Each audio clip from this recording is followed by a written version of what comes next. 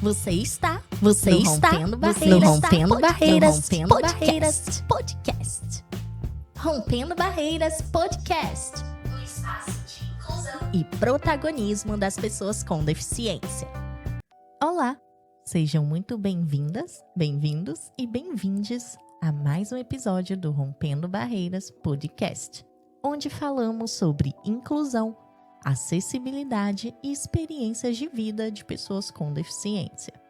Eu sou Raíza Knust, sou uma mulher branca, estou usando uma camisa cinza, meu cabelo é castanho, liso, ele está solto. Estou usando um óculos com armação azul e lentes transparentes. Estou usando um fone de ouvido preto. Estou sentada em uma cadeira preta, à minha frente há um microfone preto e atrás de mim uma parede branca. No episódio de hoje, Vivências com Deficiência Auditiva, vamos explorar o universo da deficiência auditiva e conversar com a psicóloga e pessoa com deficiência auditiva Edireuza Fernandes Silva. Edireuza, é um prazer enorme te receber aqui. E para começar esse nosso bate-papo, conta pra gente sobre você, sua trajetória pessoal e profissional. Como foi seu caminho até se tornar psicóloga e se envolver com a militância da causa da deficiência auditiva? Eu sou uma mulher branca, 1,50 m, cabelos lisos, castanhos claros, acima do ombro, olhos castanhos, uso óculos de grau, com uma armação marrom, um pouco transparente. Eu tenho deficiência auditiva, faço uso de aparelho. Sou considerada pessoa surda pós-lingual, que adquiri a surdez após a aquisição da língua. No momento, eu estou usando uma blusa rosa, uma calça um tom esverdeado e uma sandália preta. Então, o meu caminho até chegar na psicologia passou pela experiência com um projeto criado por mim, que eu nomeei Projeto Música e Saúde. Este projeto ele foi realizado na pediatria do Hospital Dório Silva, no município de Serra. Na época eu trabalhava como técnica de laboratório, eu estudava música e alimentando ainda o sonho de seguir carreira na música. E eu não passava pela minha cabeça a psicologia, né? O projeto acabou dando um resultado muito positivo, não esperado nem programado, né? E de algum modo chegou ao conhecimento da diretora do Hospital Infantil do município de Vitória. E a pedido dessa diretora, na época, o projeto foi realizado lá também, né? Essa experiência me proporcionou um contato com a psicologia, não só através de conversas com a psicóloga do hospital, mas também através de muita leitura para conhecer melhor sobre os efeitos da música na recuperação de pacientes hospitalizados. Como eu já me encontrava em processo de perda auditiva severa e buscando novos caminhos para substituir os estudos da música por uma outra área de atuação, eu passei a considerar o curso de psicologia. Quanto à militância da causa da deficiência auditiva, da surdez, né, eu acredito que tenha começado muitos anos atrás, antes de eu receber o diagnóstico da síndrome de Meniere. Não sei se é assim que pronuncia, é o nome do pesquisador francês que descreveu a síndrome, né? Enfim, junto ao diagnóstico veio o prognóstico de perda auditiva total e bilateral. Continuando a história, meu primeiro contato com a língua de sinais se deu a caminho da escola de música. Na época eu ainda estudava música, hoje FAMES, né? Lá na década de 80, 90, tá, gente?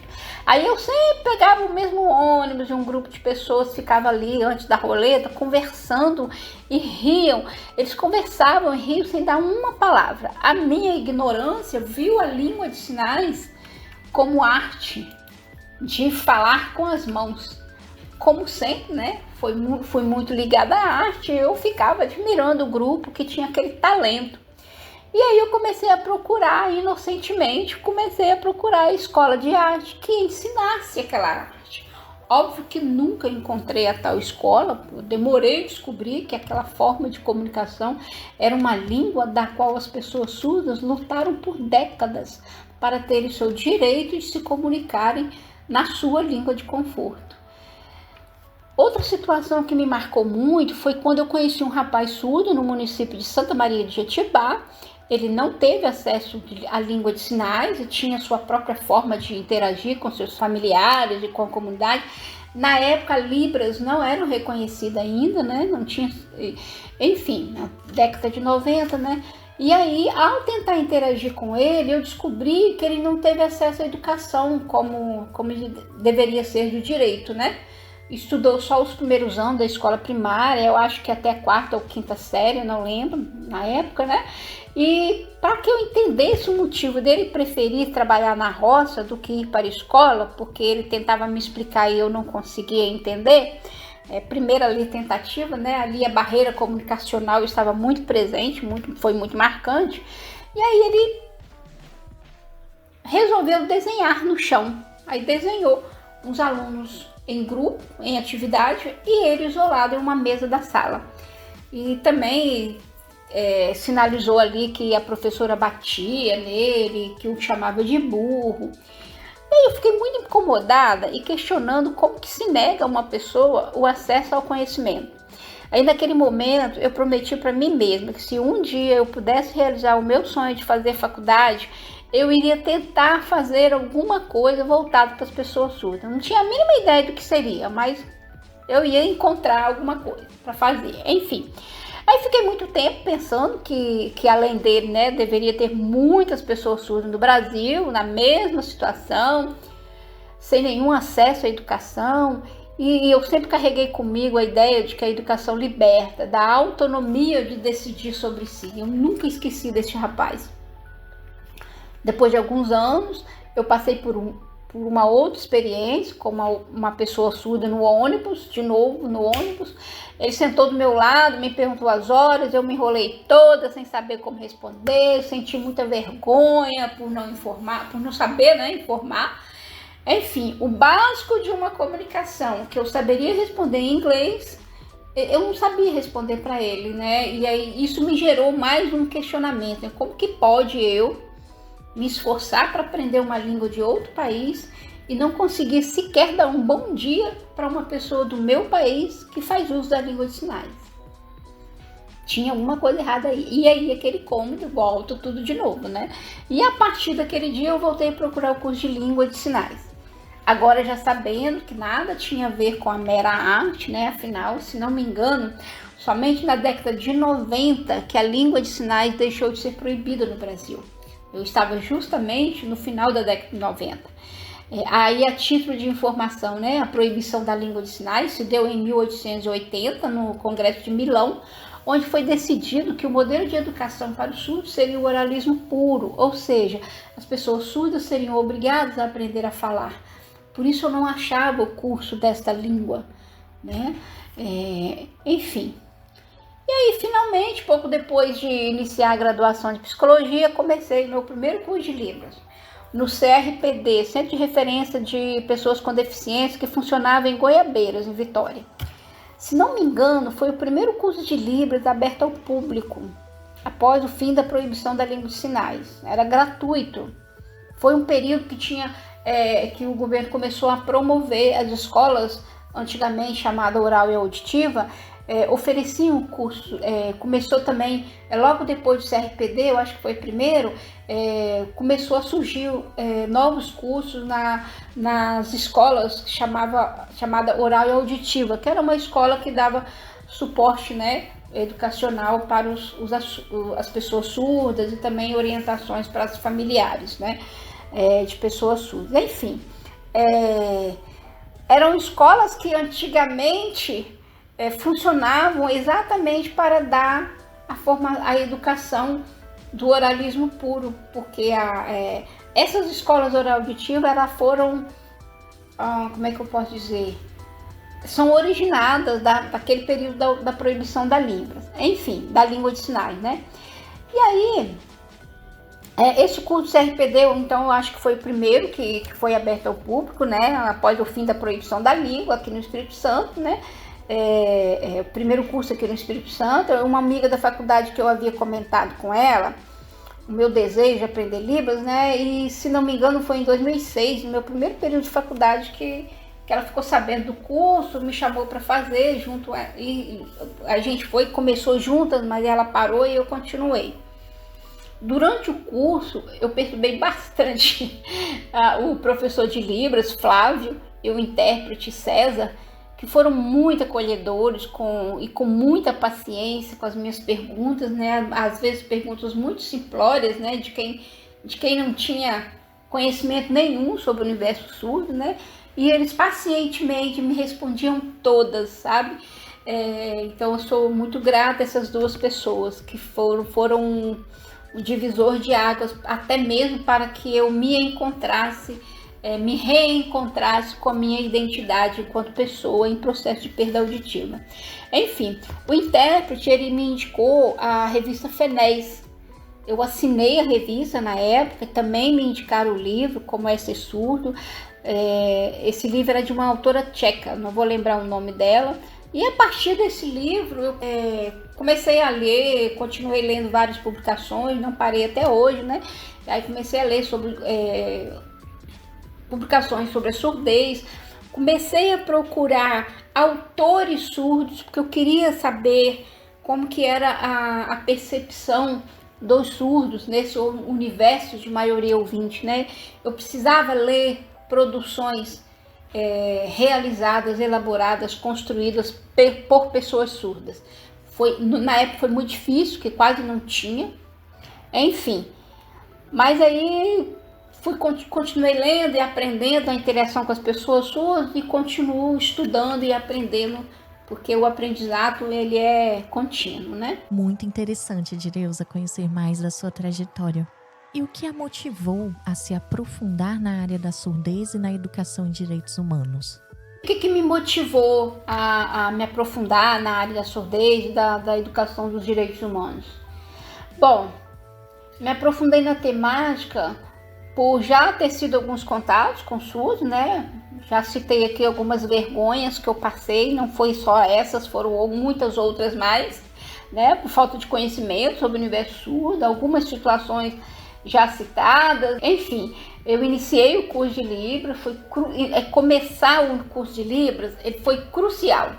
Eu acabei me aproximando da comunidade surda, interagindo com as pessoas surdas pré-lingual, ou seja, pessoas que nasceram surdas, não tiveram acesso à língua oral, nunca ouviram, né? Ou seja, ou em algum momento na vida ouviram, porque são pessoas que ou nasceram surdas ou perderam a audição antes da aquisição da língua oral, em torno de 3 anos, em função de excesso de medicamento, ou por meningite, ou por outras coisas mais, né? Então eu tive acesso a muitos depoimentos dessas pessoas que me levaram a novos questionamentos, né? Sobre quanto a psicologia era acessível para essas pessoas e para as pessoas com deficiência de modo geral. Então, a partir desses questionamentos, ainda na faculdade eu comecei a participar de conferências do Conselho Municipal sobre os direitos das pessoas com deficiência. Essas conferências me ajudaram a entender a dimensão dos enfrentamentos vivenciados pelas pessoas com deficiência e não só pelas pessoas surdas. E diante de tantas questões as quais eu me deparei, né, eu comecei a procurar saber sobre como funciona o Conselho de Psicologia, se havia alguma atividade em que estudante de psicologia poderia participar.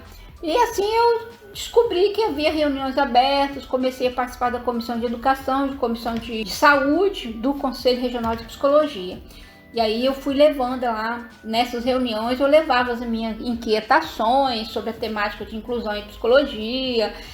Fiquei por anos participando das reuniões, levando questões de enfrentamento de barreiras das pessoas surdas, que eu sempre recebia através de conversas com essas pessoas e atividades realizadas, né, na antiga Escola Oral e Auditivo de Vitória, na época, que funcionava lá em Santo Antônio. Aliás, tinha uma diretora lá que eu tenho grande admiração, que foi a... Ai, gente, eu vou tentar lembrar o nome dela, não posso esquecer o nome dela. Ela foi crucial nesse trabalho. Eu vou lembrar depois até o finalzinho. E aí, após a conclusão do curso de Psicologia, em 2010, as minhas idas às reuniões no Conselho rendeu o convite para representar o Conselho de Psicologia do Espírito Santo, o Conselho Estadual dos Direitos da Pessoa com Deficiência do Espírito Santo. E atuando no CONDEF, eu comecei a me aprofundar sobre o funcionamento de conselhos de direitos. E por muitos anos eu planejei fazer alguma qualificação na área de direitos humanos. Aí em 2022 foi publicado o edital da UF para especialização em educação em direitos humanos. E aí eu não pensei duas vezes, eu fiz a minha inscrição e concluí em 2023. Poderia ter começado antes? Poderia, talvez. Mas eu não me encontrava no momento da vida pessoal em condições de dar conta de um curso de especialização. Por isso, só em 2022, né? E aí lembrei o nome da diretora da Escola Oral e Auditiva de Vitória, que funcionava em Santo Antônio. Eliane. Essa mulher, ela fez um trabalho magnífico nessa escola durante anos. E eu lamentei muito quando ela foi retirada de lá de uma forma tão desrespeitosa. Não sei, eu considerei desrespeitoso. Pode ser que, né, não seja, mas assim... não sei, ela construiu uma história daquela escola que não poderia se apagar, sabe? Deveria ser valorizado. Enfim, faz parte do processo. Agora ela está continuando a história, fazendo grandes realizações, excelentes trabalhos em outros espaços de luta. Faz parte do processo. Vamos falar agora sobre vivências no dia a dia. Quais foram os maiores desafios que você enfrentou na comunicação, tanto na sua vida pessoal quanto na profissional? Então, quanto aos desafios que eu enfrentei na comunicação, tanto na vida pessoal quanto profissional, alguns desafios enfrento até hoje. Com o tempo, a gente aprende a lidar ou suportar, por uma questão de sobrevivência e saúde mental, né? É importante a gente entender que a surdez é uma deficiência invisível, assim como muitos desafios enfrentados pelas pessoas surdas e pelas pessoas com deficiência auditiva. Existe uma diversidade surda e de enfrentamentos que precisam ser consideradas. Os enfrentamentos de uma pessoa que nasceu surda ou teve perda auditiva antes da aquisição da língua oral é diferente dos enfrentamentos de uma pessoa surda que perdeu a audição após a aquisição da língua oral. Por exemplo, pessoas que nasceram surdas passaram e ainda passam pelas consequências desastrosas causadas pela histórica proibição da língua de sinais, né? Até hoje a comunidade surda luta para desconstruir ideias equivocadas em relação às pessoas surdas que foram perpetuadas devido a décadas de proibição da língua de sinais. Isso teve impacto significativo na vida da pessoa, no desenvolvimento cognitivo das pessoas surdas. No meu período de transição de pessoa ouvinte para pessoa surda, o primeiro desafio foi criar coragem para contar para a família e para as outras pessoas, né, que eu estava ficando surda. Passei a conviver com medo de ter que experimentar o preconceito. Eu tinha muito medo das pessoas se afastarem de mim, de mudarem o modo de se relacionar comigo, medo do olhar de pena, medo da impaciência por pedir para repetir, medo de perder o emprego. 22 anos, ter carteira assinada já era muita coisa para uma mulher, né? Na década de 90, a mulher com carteira assinada era muita coisa. Imagina eu perder o emprego e surda. Eu não arrumaria outro trabalho, né? Muito menos de carteira assinada. Naquela época era assustador. O medo de perder o trabalho pela condição da deficiência auditiva era um fantasma que me assombrou por anos, todos os dias. Outro desafio era lidar com a desconfiança de algumas pessoas em relação à minha surdez. Ainda ouço que só escuto quando me interessa. E às vezes ainda me deparo com a impaciência quando eu peço para repetir. Um desafio diário. Eu tenho perda auditiva neurosensorial, então isso significa que eu tenho um zumbido que me acompanha 24 horas por dia. Eu aprendi a conviver com ele, né? Durante o dia ele não aparece muito na minha cabeça porque ele compete com outros ruídos externos. Assim eu tenho a sensação de que ele não está ali. Mas no silêncio da noite ou em situações de extremo estresse, ele se destaca para me perturbar, né? Uma estratégia que eu uso para conseguir dormir é colocar uma música ambiente, para competir com o zumbido, né? Para abafar o zumbido. Existem muitos pseudoprofissionais que fazem promessas mirabolantes de cura para o zumbido, mas isso não é possível ainda, né? O zumbido ele não tem cura, a saída é aprender a conviver. Aparelho auditivo ele não substitui o ouvido humano, ou seja, há um esforço, um cansaço auditivo por quem faz uso de aparelho auditivo e que não é percebido pelas pessoas que ouvem. Se a pessoa que não tem surdez se estressa com ruídos e barulhos do dia a dia, imagina uma pessoa que não consegue entender com facilidade o que é falado, né? Entender uma fala com ruídos, além de exigir muito esforço para algo quase impossível, é uma barreira comunicacional que gera estresse, né? Pela frustração de não conseguir estabelecer uma comunicação ali efetiva, né? Tem uma coisa que eu considero o pior desafio: escutar, mas não entender. Eu escuto a voz da pessoa, mas as palavras não se processam. Isso gera uma frustração constante que não é percebida e não é entendida pelas pessoas que não convivem com a surdez. Outro desafio é a conversa ao pé do ouvido que impede a leitura labial. Gente, sussurros e cochichos não são captados pelo aparelho auditivo. Conversar com alguém de máscara ou um atendimento em balcão com anteparo também é uma barreira que estressa. Outra coisa, em cada reunião tem que lembrar que falem um de cada vez para que eu possa acompanhar o que está sendo dito. É desconfortável ficar repetindo o mesmo pedido. Muitas vezes gera a sensação de que você está incomodando, né? Quando na verdade é uma necessidade que não está sendo atendida. Outra coisa, por várias vezes em reunião que participei, por várias reuniões, né? Que eu já participei ao longo da minha vida, passei por situações em que alguém falou algo, olhando para o lado ou para baixo, ou ainda com a mão na boca, e todos riram. Muitas vezes, gente, eu não captei a palavra, mas eu ri também, né? Mesmo ouvindo a piada, fui pelo visual da cena. Se todos estão rindo, eu vou rir também. O fingimento, por que eu estou trazendo esse exemplo, né? O fingimento constante para não pedir, para repetir, ou para não passar por constrangimento, é uma estratégia diante do cansaço de ter que estar atento a tudo, né? Pedir repetidas vezes para olhar para você ao conversar também é cansativo. Deixar para lá, fingir que não está vendo, uma sutil exclusão disfarçada de inclusão. Eu digo disfarçado porque é muito comum pessoas que não têm deficiência, de forma consciente ou não, acreditarem que só o fato de aceitar ou permitir uma pessoa com deficiência estar ou ocupar um dado espaço já é suficiente para acharem que basta para afirmar somos inclusivos. Se não há mudança de atitude, não há inclusão. A inclusão ela vai muito além de estrutura ou de ocupação de espaço na sociedade, né?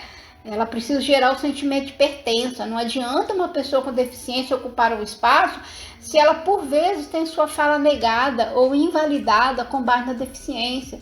Não adianta você dizer que uma pessoa com deficiência foi incluída se você impõe barreiras atitudinais que, de alguma forma, pareçam uma autorização de participação, que na prática não é protagonismo. Se você não participa de tudo, então não é inclusão. Eu considero que o maior desafio para a sociedade é erradicar a barreira atitudinal. A gente conseguiu ampliar a conscientização sobre a importância da mudança, da mudança estrutural, né, para acessibilidade, mas ainda precisamos intensificar os debates sobre as barreiras atitudinais. Bom, na minha vida pessoal, além de tudo que falei, eu acho que o grande desafio até hoje é fazer as pessoas entenderem que a minha perda auditiva não me permite processar as palavras. Eu ouço, mas não entendo. Estou repetindo, mas é porque isso é cotidiano, essa repetição. Porque as palavras não se processam, então é a mesma coisa de não ouvir. Além disso, eu só ouço que o aparelho, com o aparelho do ouvido direito. O que eu uso no ouvido esquerdo é um aparelho que transfere para o aparelho direito, o que foi dito do meu lado esquerdo. Atualmente eu faço uso de um aparelho auditivo que me permite captar a fala no ouvido direito, que é o que eu tenho vestígio auditivo. Sem o aparelho, eu ouço só buzina, sirene, apito. Recentemente até descobri que tive mais uma perda auditiva, né? Eu não ouço mais campainha da minha casa, né? Eu vou ter que trocar por campainha de luz. Outro desafio, né? As pessoas ainda acreditam que basta colocar o aparelho e você passa a ouvir igual um ouvido humano, e não é assim. O aparelho é muito importante e útil, mas ele tem limitações e não substitui o ouvido humano, né? Pelo menos não ainda, né? Temos avanços na tecnologia, o meu aparelho é de alta tecnologia, tanto que ele transfere de um aparelhinho para o outro, né? Me permite conectar no celular, me permite conectar na TV, então o vizinho não vai reclamar que tem um morador que bota a televisão muito alta, porque a minha TV fica sempre no volume zero, só eu ouço o que está sendo dito na TV, porque o aparelho está conectado na TV, né? No dia a dia, na relação com o outro, mas todas essas facilidades é qualidade de vida para a pessoa com deficiência auditiva, né? Nem todas as pessoas, todos os aparelhos são iguais para as pessoas com deficiência auditiva? Não. Vai depender de como que é a surdez, né? Como se desenvolveu. Não é qualquer aparelho que vai resolver a minha audição. Enfim, né? Embora toda essa tecnologia, esses avanços, no dia a dia, na relação com o outro, em ambientes com ruídos, eu vou ter dificuldade de ouvir, mesmo tendo um aparelho de alta tecnologia, né? Muitas vezes as pessoas, por me tratarem como pessoa ouvinte, acabam caindo na armadilha da barreira atitudinal. Ao longo do processo de transição entre ser pessoa ouvinte e se tornar pessoa surda, eu passei por um processo de dúvida sobre o que ou quem eu era nessa situação, né? Eu era ouvinte ou era surda? Eu não sabia como me identificar. Até me inserir na comunidade surda, foram as pessoas surdas que me acolheram, me ensinaram sobre identidade surda, me ajudaram a me situar neste processo de transição. Eu nunca tive a oportunidade de falar para eles o quanto eles foram importantes, quanto eles foram um divisor de águas na minha vida, nesse período de enfrentamento de uma nova realidade, né? Um universo até então desconhecido para mim. Essas pessoas fizeram grande diferença na minha vida, me acolheram e se colocaram à disposição para compartilhar as suas próprias estratégias e me ajudaram a encontrar as minhas, né? Eu espero que de alguma forma isso chegue até eles, ou eu mesma crie uma forma de falar para eles algum dia, né? Em algum momento, com certeza eu vou criar uma situação para estar falando isso para eles. À medida que eu fui estudando, eu comecei a terapia com psicóloga, né? Eu fui elaborando a minha identidade enquanto pessoa surda, fui encontrando formas mais saudáveis de lidar com a surdez, as limitações impostas por uma sociedade de maioria ouvinte. Com o tempo eu fui aprendendo a lidar com os medos e me mantendo existindo e resistindo. Teimosamente resistindo.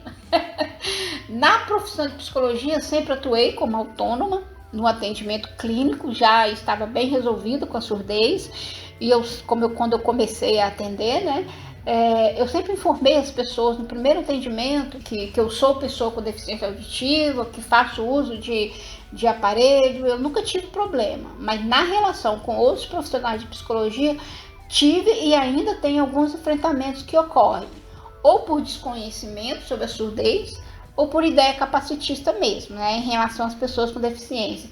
Isso se dá por questões históricas e cultural, perpetuadas pela sociedade, que não dá para debater aqui agora, teria que ter um evento só para falar disso. Mas, enfim, é preciso que as questões de barreiras atitudinais se situem como o maior desafio para a sociedade. Eu entendo como seja o maior desafio, porque tem uma questão de construção cultural aí, tem uma questão cultural envolvida aí, que foram enraizadas por décadas, então vai levar décadas para se desconstruir. Eu espero que não leve décadas, mas como é que fala? O prognóstico é esse. O desafio é diário, para não cair na exaustão da inclusão, né? Todos os dias você se depara com uma inclusão superficial, tem que explicar repetidas vezes as limitações impostas, por sua deficiência, que ela não a impede de ser protagonista e produtiva no seu trabalho ou em qualquer outra parte da sociedade. É um cansaço desafiador. E quais estratégias ou recursos você utilizou para romper essas barreiras? Estratégias ou recursos essenciais, inicialmente foi na base do achismo mesmo, né? As estratégias foram, eu fui aprendendo a conviver com a surdez e criando estratégia na tentativa, foi literalmente na tentativa de erros e acertos, né? Eu tive perda auditiva progressiva ao longo da vida, recebi a confirmação do diagnóstico em torno dos 22 anos de idade. Falo confirmação porque eu fiquei dos 20 aos 22 anos buscando um diagnóstico. Não é uma síndrome fácil de fechar diagnóstico, né? E aí eu já tinha perda auditiva total do esquerdo, paralelamente perdendo a audição do direito. Foi bem desafiador, eu precisava fazer um esforço absurdo para conseguir interagir com as pessoas, para que não percebessem, né? Em função de todos os meus medos, né? O medo passou a me acompanhar diariamente, né? Descobrir, o medo de descobrir que eu já não captava mais as falas, eu pegava algumas palavras, aí como a estratégia que eu usava, né? Eu pegava algumas palavras que eu conseguia captar, ali como uma estratégia de sobrevivência, né? E aí comecei a treinar também leitura labial por conta própria. Aprendi mais uma vez, né? O protagonismo das pessoas surdas no meu processo de transição, né? Aprendi com as pessoas surdas usar o contexto do que está sendo dito. E aí, assim, eu ia levando, sobrevivendo, né? Eu precisei passar por um processo de adaptação, enfrentei o desafio de uma nova realidade na base do achismo, não tive acesso a suporte profissional inicialmente. Logo, quando recebi o diagnóstico, o suporte que eu tive foi de uma amiga, Lucinéia. Espero que ela ouça esse podcast. Né? Eu havia contado para ela, passei anos tentando esconder da família. Na época eu estudava música e continuei sem falar para ninguém. Decidi continuar na música até onde minha audição permitia. Chegou o momento que eu precisei parar, não dava mais conta dos ditados melódicos, né? Tocar em conjunto se tornou mais difícil, só a partitura não era suficiente. Eu tocava no conjunto música antiga do Espírito Santo, foi primeiro conjunto de música antiga na EMES, agora FAMES, né? Na escola de música. Enfim, eu precisava saber se eu estava desafinando ao tocar, eu não conseguia mais ter essa percepção. Mas, paralelamente, eu comecei a buscar o que eu poderia fazer quando eu ficasse totalmente surda. Comecei a procurar curso em faculdade, que fosse noturno, porque eu tinha que trabalhar durante o dia, né? Eu tinha que trabalhar, dar conta do sustento, né? Eu trabalhava durante o dia, só tinha a noite mesmo para estudar, né? E aí eu teria que ter algo que tivesse ligado à leitura. Eu queria algo que fosse ligado à leitura, porque eu sempre gostei de ler, desde a infância, né? Na lista de busca, né, eu fiquei pensando, né, filosofia, história e psicologia. Por sorte, abri um curso de psicologia noturna, Favia, e eu comecei. Quando eu falava que eu ia fazer o curso de psicologia, eu ouvi muito que o curso de psicologia era de 5 anos, era muito tempo, que eu ia começar a faculdade muito velha, aos 42 anos, eu ia terminar quase com 50 anos. Eu silenciava diante da pergunta, porque dessas afirmações, né? E aí eu ficava em pensamento, eu me perguntava, se eu não fizer psicologia em 5 anos, eu vou fazer o quê? Reclamar por não ter feito? Então é melhor eu fazer. Até lá eu tenho tempo para pensar o que eu vou fazer com a psicologia sendo surda. E aí eu comecei com 42 anos e concluí o curso com 48 anos. Enfim, esses várias estratégias foi buscando o que era possível fazer com a perda auditiva em termos de sobrevivência financeira. Eu busquei contato com pessoas surdas, atendimento psicológico para conseguir elaborar tudo que eu estava vivenciando, os medos que surgiam pela falta de conhecimento sobre o universo da surdez, né? E apesar das incertezas e medos, eu não me lembro de ter algum momento em que eu tenha visto a perda auditiva de forma trágica ou o fim para mim. Me deparei com desespero no início, quando eu recebi o prognóstico da surdez, pela forma nada empática por parte do profissional médico que me atendeu. Entrei numa de me imaginar sem ouvir música, pois o profissional médico que me falou secamente que eu tinha a tal da síndrome, eu perguntei o que significava. E a resposta foi curta e seca. Significa que você vai ficar surda. Eu inocentemente falei que, mas doutor, eu estou estudando música, eu cultivo o sonho de me tornar musicista. Aí mais uma resposta seca, né? Nada animadora. Arruma outra coisa para fazer. Acho que com o passar do tempo, eu fui elaborando e fiz o que ele sugeriu, né? Fui buscar algo que, de certa forma, substituísse a paixão pela música, né? Que eu tivesse uma nova paixão, né? E em meio às buscas, encontrei a nova paixão, que foi a psicologia. Mas eu não precisei substituir a música. Com o tempo, eu fui entendendo que a música é parte de mim e sempre vai estar comigo. Eu tenho na minha memória ainda partituras, eu lembro de partituras, né? Da melodia, da música, enfim, né? Eu descobri que a minha surdez está no limiar da fala, ou seja, as palavras não se processam, mas ainda consigo ouvir música instrumental, porque ela não tem letra. Mesmo assim, eu ouço a melodia, né? Então, se eu quiser cantar, por exemplo, é só eu ter acesso da letra escrita e seguir a melodia que tá tudo certo, né? Caço a partitura, porque eu não esqueci como é que se lê partitura. Eu costumo brincar que quando você aprende a ler, aprender a ler partitura é igual aprender a ler, nunca mais você esquece. Então eu consigo ler partitura ainda. Então se eu tô a fim de cantar uma musiquinha lá do passado, da época que eu ouvi ainda, por exemplo, Chico Buarque, Caetano Veloso, Milton Nascimento, que eu amo de paixão, é só pegar a partitura e pela partitura eu pego a letra e aí a gente vai, né? Não vou cantar afinado, né, gente? Não me peço para cantar. E além de tudo que eu falei, né? Muito atendimento psicológico para dar conta, né? Enfim, é isso. E como a sociedade e o ambiente de trabalho podem se tornar mais acessíveis para pessoas com deficiência auditiva? Então, a sociedade e o ambiente de trabalho pode se tornar mais acessível como? Conversar olhando para a pessoa, né, mais acessível para as pessoas surdas que são oralizadas, pessoas com deficiência auditiva, né? Começar olhando para a pessoa. Para o ouvinte é muito comum falar de costas, né? E porque o outro vai ouvir. Às vezes a pessoa está de costas lá, estão conversando, olhar para baixo ou para o lado, né? Isso para a pessoa surda ou com deficiência auditiva dificulta a direção da comunicação. Então, por favor, fale olhando para a pessoa surda, pois facilita não só a direção sonora, mas para o aparelho auditivo, né? Captar a fala, mas também permite a leitura labial. Além disso, entender, né, que nem pergunte para a pessoa surda, né, como que ela se comunica, qual é o principal meio de comunicação dela. É Libras? É o oralismo? Ela é bilíngue? Se é bilíngue, qual língua que ela prefere se comunicar? Isso é importante, isso é respeitar o direito linguístico da pessoa surda.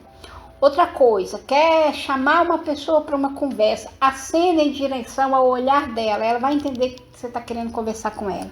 Sempre olhe para a pessoa e não para a surdez, né? Isso vai permitir você descobrir as potencialidades da pessoa. A surdez é uma parte da sua história, a surdez não define a pessoa. Edileuza, você também desenvolveu um trabalho premiado sobre prevenção do suicídio no contexto da surdez, que nos interessa muito para a reflexão sobre saúde mental. Pode nos contar mais sobre esse estudo e suas descobertas? Sobre o meu trabalho, né, que foi premiado, bom, o trabalho que eu apresentei foi com base em experiências de atendimento a pessoas surdas. Algumas que apresentavam sinais de depressão e outros com histórico de tentativa de suicídio. No trabalho, eu não trato sobre o atendimento em si.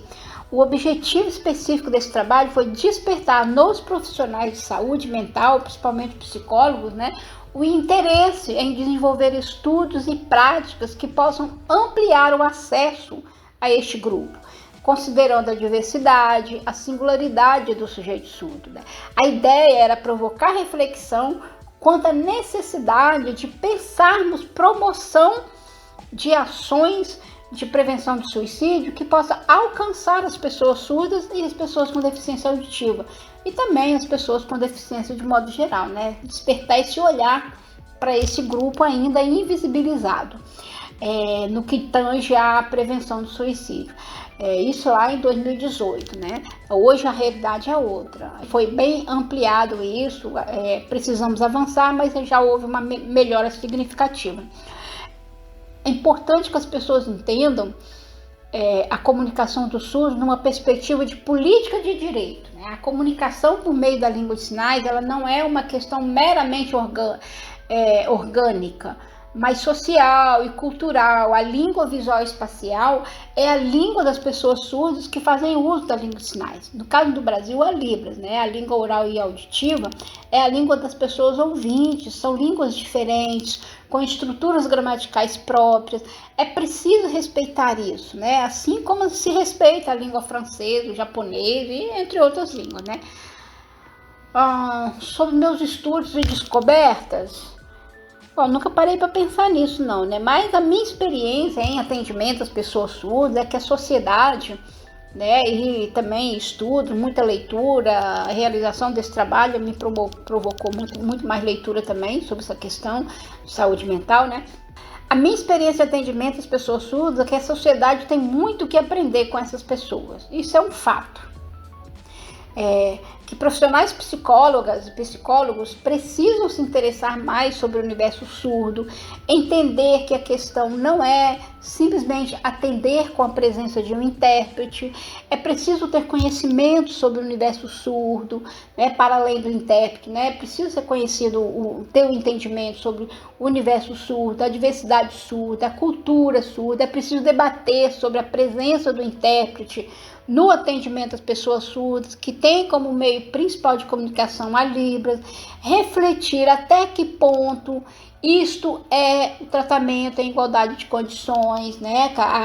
Até que ponto há equidade, considerando que pessoas ouvintes não recebem atendimento psicológico mediador na comunicação.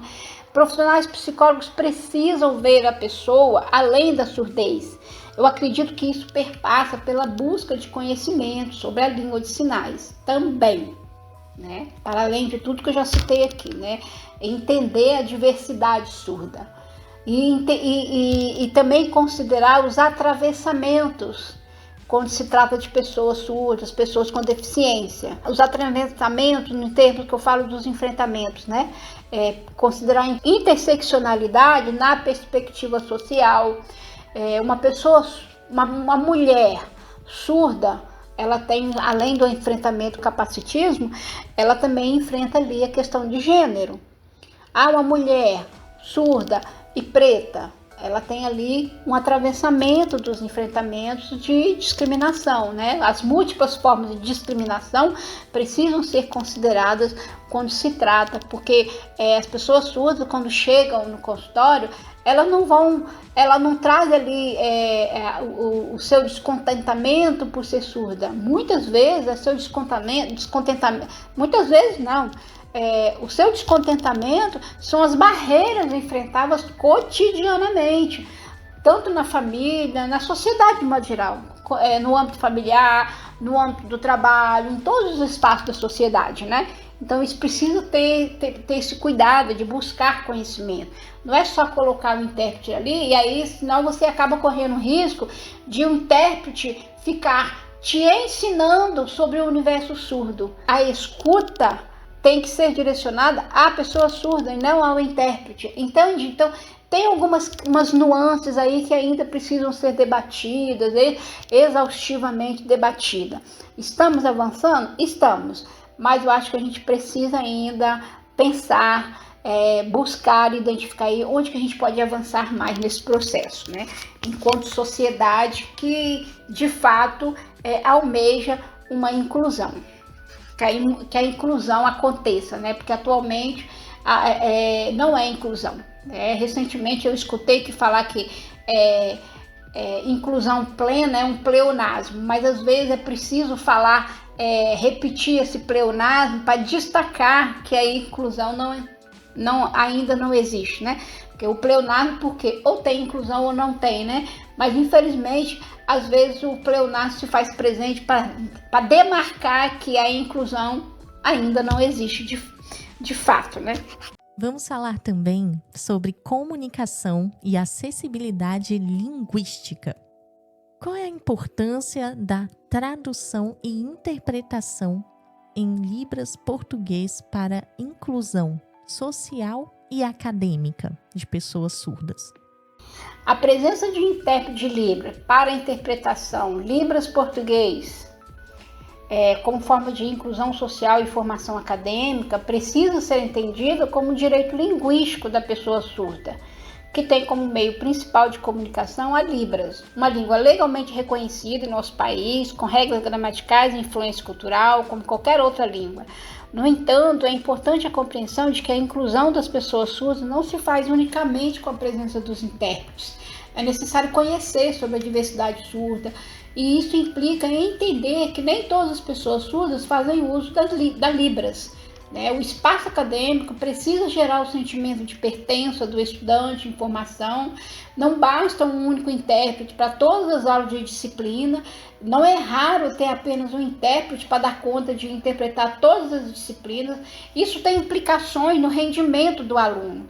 Imagine você ter todas as aulas com o mesmo professor, a mesma voz, o mesmo estilo de aula. Seria cansativo. Para as pessoas surdas também é cansativo ter todas as aulas interpretadas pelo mesmo intérprete. Além disso, há a sobrecarga do profissional intérprete que precisa ser considerada, Outra coisa importante, eu já recebi relatos de pessoas surdas em que em períodos de prova, alguns docentes impedem a presença do intérprete devido à ideia equivocada de que o profissional intérprete irá passar respostas das questões. Gente, isso se dá pela falta de conhecimento quanto à atuação do profissional intérprete.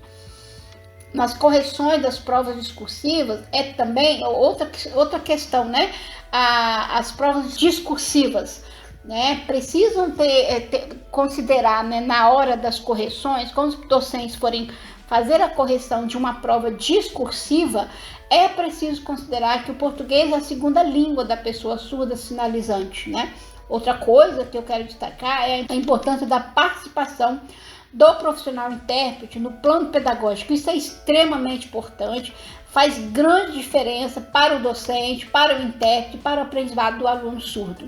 Como escolas, universidades e instituições de modo geral podem melhorar a comunicação para pessoas surdas? Nas escolas, universidades e instituições, como é que pode melhorar a comunicação para essas pessoas surdas? Reconhecendo de fato que a Libras é uma língua, buscar conhecer a cultura, a identidade surda, para compreender a diversidade surda, entender que nem todas as pessoas surdas se comunicam por meio da Libras, buscar, estou sendo repetitiva, mas para tentar ver se consegue, quem estiver ouvindo, levar isso para o cotidiano, buscar o conhecimento sobre a história da educação do surdo no Brasil, principalmente fazer uma escuta qualificada, efetiva do aluno surdo, que é a pessoa mais indicada, da aluna e do aluno surdo, são pessoas mais indicadas para apontar para a instituição, para o docente, para os colegas de turma,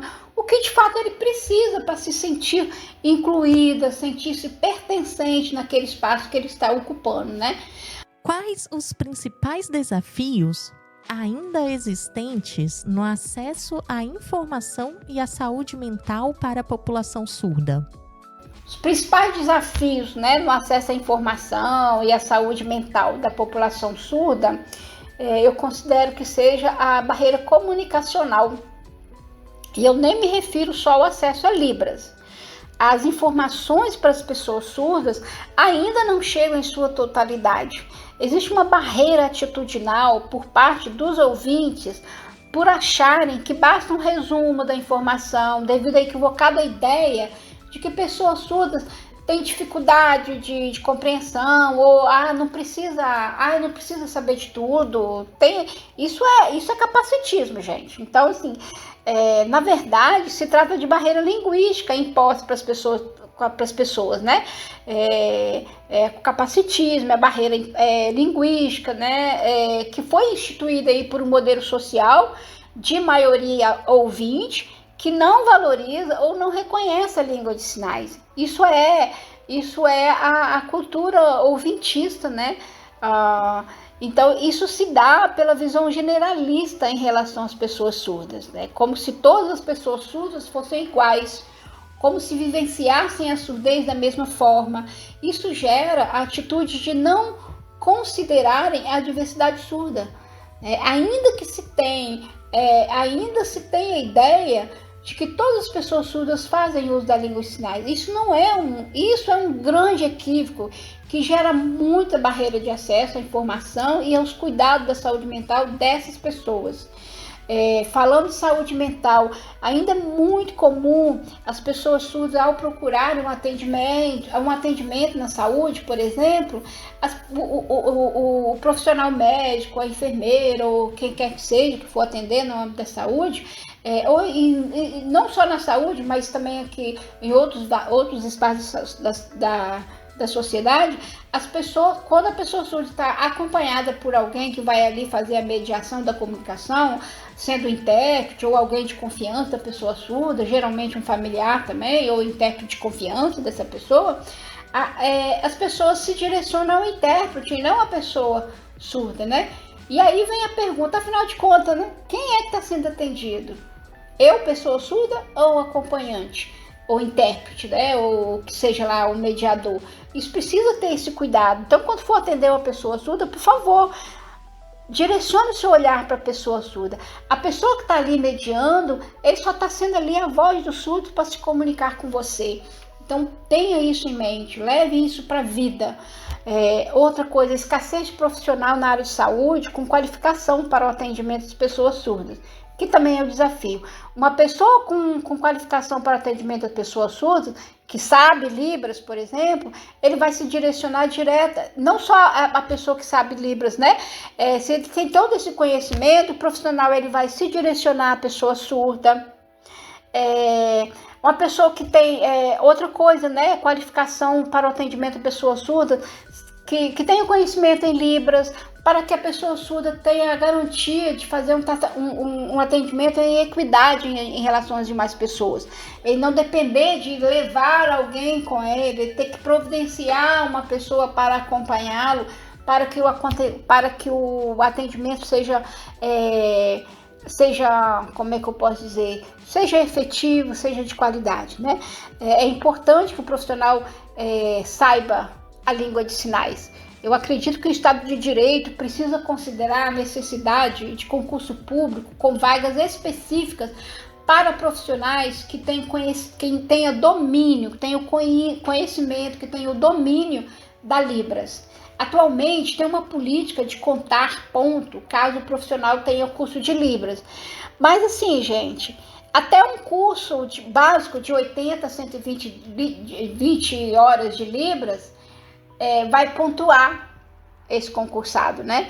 E só que 80 e 120 horas de Libras não dá condições a um profissional de saúde garantir um atendimento em igualdade de condições em relação a demais pessoas, né? Conforme preconiza a Convenção sobre os Direitos das Pessoas com Deficiência, que é ratificada como emenda constitucional, ou seja, a Convenção não é opção, ela não é opcional, ela é constitucional, adoro essa rima, e a LBI, que também fala, né, do tratamento em igualdade de condições.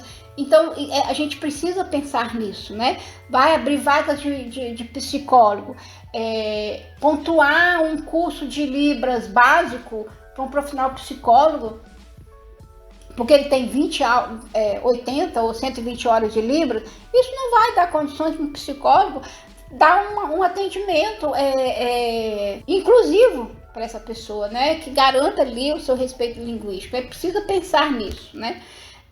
Não é só ensinar o básico, né? O básico a gente aprende ao longo da vida escolar, que é o básico do inglês. A gente não quer o básico do inglês. As pessoas surdas querem ser atendidas como ter os mesmos direitos. Ela quer ter os seus direitos garantidos, né? Ações de prevenção, né? Tem ampla divulgação entre os ouvintes, prevenção de suicídio, por exemplo, ou prevenção de HIV, prevenção de hepatite B, prevenção de hepatite C, todas as ações de promoção de saúde, de prevenção de saúde, tem ampla divulgação entre os ouvintes. É preciso pensar em estratégias de ampliar os debates de prevenção entre as pessoas surdas, as comunidades surdas, nos vários estados do país, né? A sociedade precisa buscar conversar com a comunidade surda. O que eu vejo geralmente é que a comunidade surda só está sempre tentando, fazendo um esforço enorme para interagir, para comunicar com a grande maioria ouvinte, nos vários espaços da sociedade. É preciso que esse movimento contrário também, né? A sociedade precisa buscar a comunidade surda para dialogar, para conversar, para aprender, para uma escuta qualificada, para que junto com as pessoas surdas criem caminhos para uma verdadeira acessibilidade para as pessoas surdas e as pessoas com deficiência auditiva. Edileuza, você também atua na militância e atuou em comissões importantes trazendo representatividade para a comunidade surda aqui no Espírito Santo. Pode falar sobre sua atuação na Comissão de Psicologia e Pessoas com Deficiência e na Comissão de Educação do CRP16? Então, a Comissão de Psicologia e Pessoas com Deficiência do 7º plenário do Conselho Regional de Psicologia daqui do Espírito Santo, ela tem origem a partir do Grupo de Trabalho de Psicologia e Acessibilidade, que ao apresentar o relatório de conclusão das atividades no plano de ações e os resultados alcançados, solicitou ao Pleno a transformação do grupo de trabalho em comissão, para dar continuidade às questões relevantes para o desenvolvimento de uma psicologia diversa e inclusiva. E assim foi aprovada a comissão na reunião plenária em 19/8/2023. Desde o grupo de trabalho, a minha atuação nunca foi sozinha. A comissão sempre foi fruto de um trabalho coletivo, com pessoas que embarcaram na minha ideia de propor a criação de um grupo de trabalho e depois, com o desenvolver dos trabalhos, o próximo passo seria transformar o grupo de trabalho em comissão.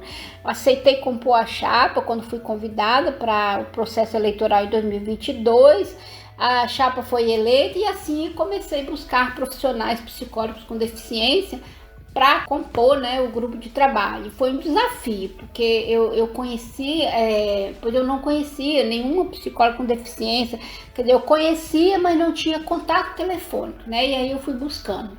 Descobri a psicóloga Raíza no local onde eu fazia atendimento, eu vi o cartão de apresentação dela em cima do balcão, a recepcionista do local me informou que a Raíza era pessoa cega, aí não deu outra, né, primeira coisa que eu pensei, né, foi, vou pegar esse cartão e vou convidar para compor o grupo de trabalho. E assim foi.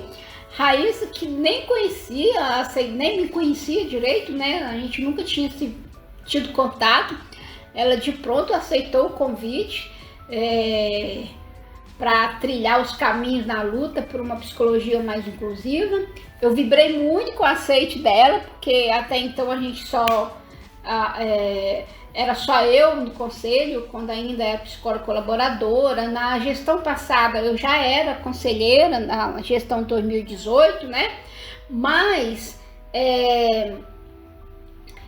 era só eu como conselheira, como psicóloga com deficiência, né? E aí a chegada da Raíza foi um grande diferencial, né? Era mais uma para falar junto comigo, né? E aí por isso que eu vibrei muito, né? E aí, porque é muito solitário você ficar falando da importância de ampliar os debates sobre o atendimento a pessoas com deficiência e sobre o atendimento às pessoas surdas na sua língua de conforto, né?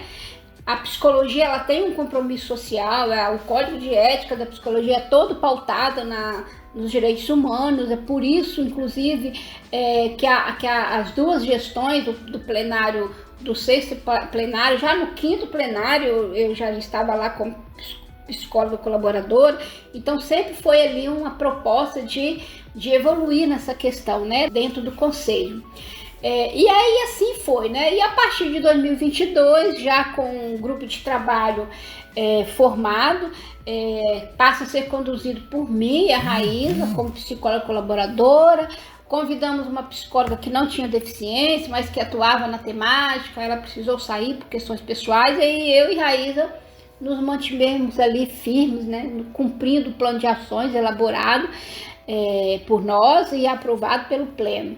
Na gestão do meu segundo mandato, que foi 2022, agora nessa segunda gestão, 2022, 2025, já chega aí o psicólogo conselheiro José Antônio para se juntar a nós e participar. A participação dele fortaleceu muito a comissão, ele é referência na área de direitos humanos lá em Cachoeira Itapemirim, foi muito bom. Aí outras psicólogas também passaram pela comissão, como Rafaela e Tami, que enriqueceu muito a nossa comissão, porque trouxeram a representatividade de pessoas com autismo e de manhã atípica.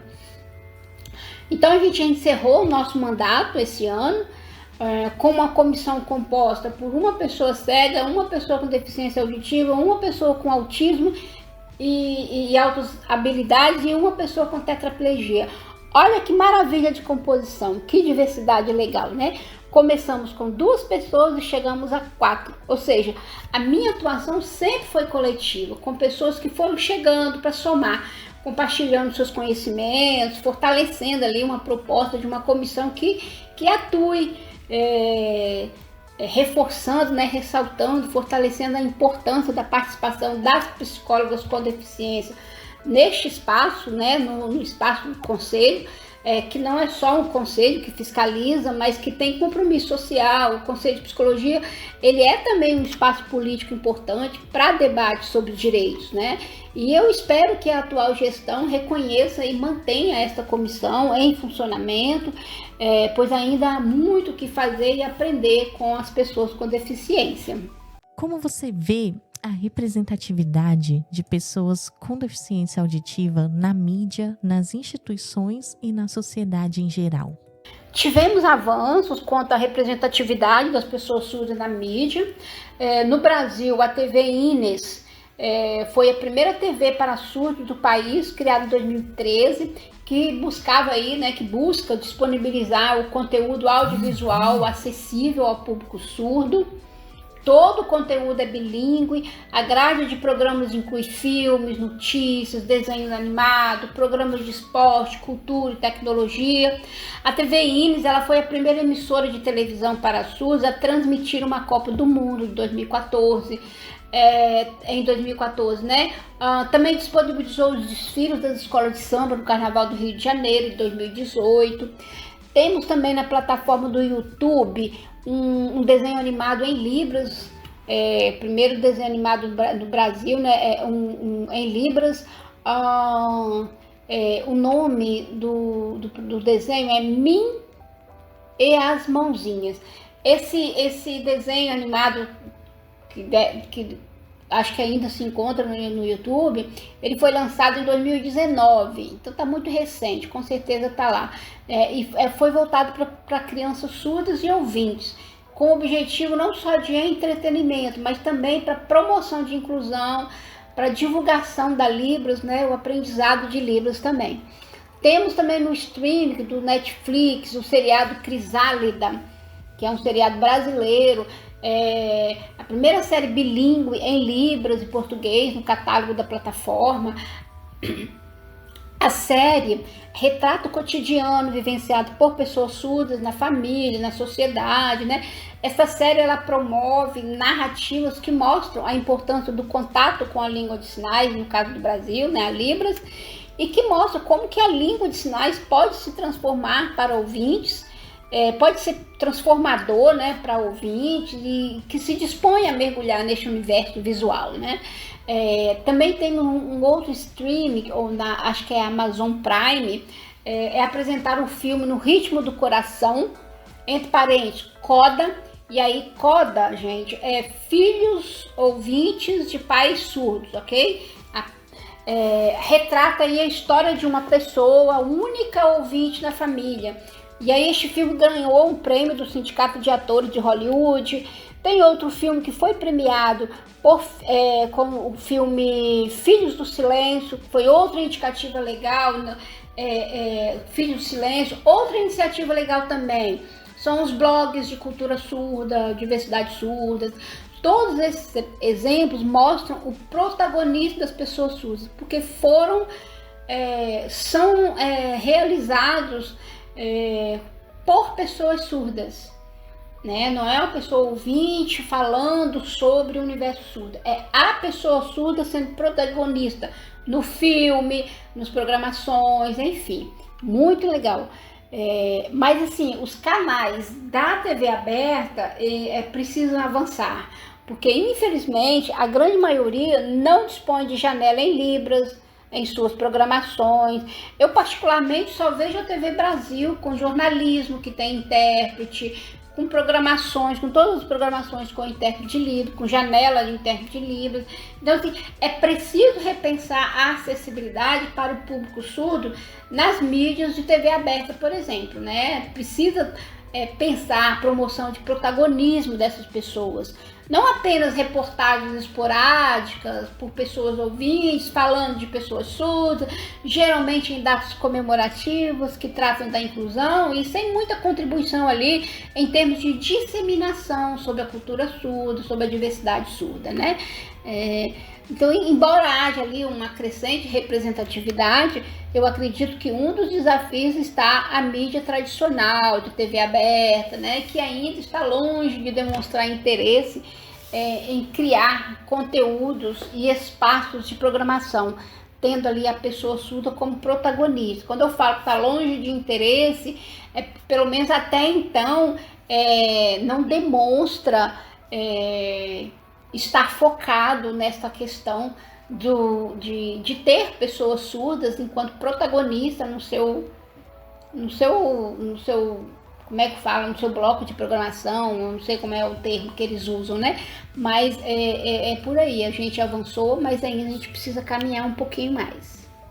Que mensagem você deixaria para pessoas com deficiência auditiva que desejam seguir carreira em psicologia ou em outras áreas profissionais?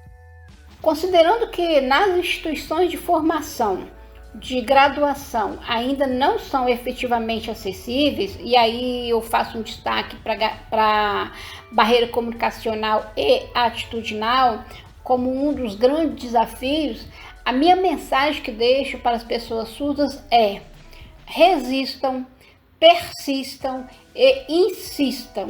Se no seu caminho da carreira você se deparar com falas do tipo, abre aspas, você não pode ser psicóloga ou psicólogo, porque a psicologia é uma profissão de escuta, fecha aspas.